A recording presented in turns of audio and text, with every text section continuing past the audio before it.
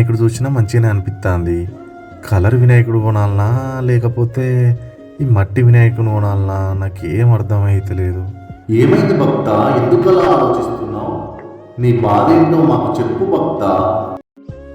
అంటే ఇప్పుడు నేను కలర్ వినాయకుడు కొనాలనా లేకపోతే మట్టి వినాయకుడు కొనాలనా అని కన్ఫ్యూజన్లో ఉన్న దేవుడా. అందులో సందేహం ఎందుకు నాయన? కలర్ వినాయకుడే కొను.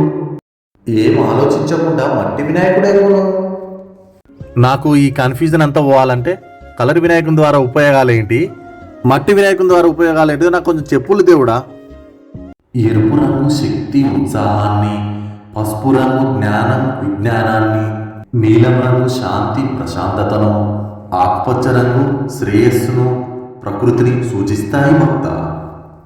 మట్టి విగ్రహాలను నిమజ్జనం చేసినప్పుడు అవి నీటిలో సులభంగా కరిగిపోతాయి.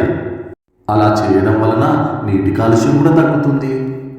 మట్టి విగ్రహాలను ఉపయోగించడం వలన పర్యావరణ పరిరక్షణకు తోడ్పడినట్లు అవుతుంది భక్త. అబ్బ దేవుడా, రెండింటి వల్ల ఉపయోగాలే ఉన్నాయి. సరే, కలర్ వినాయకుడు పెట్టడం వల్ల నష్టాలు ఏంటో మట్టి వినాయకుడు చెప్తాడు, మట్టి వినాయకుడు పెట్టడం వల్ల నష్టాలు ఏంటో కలర్ వినాయకుడు చెప్తాడు. అప్పుడు డిసైడ్ అయ్యి కొనుక్కుంటా, సరేనా? కలర్ వినాయకులను చేయడానికి ఎన్నో కెమికల్స్ను వాడి వాటిని తయారు చేస్తారు.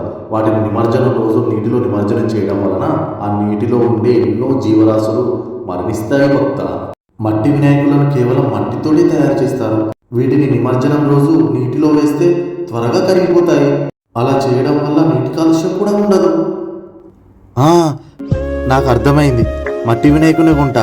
అయితే మట్టి వినాయకునే కొంటా, దాని ద్వారా లాభాలు తప్ప నష్టాలు లేవు.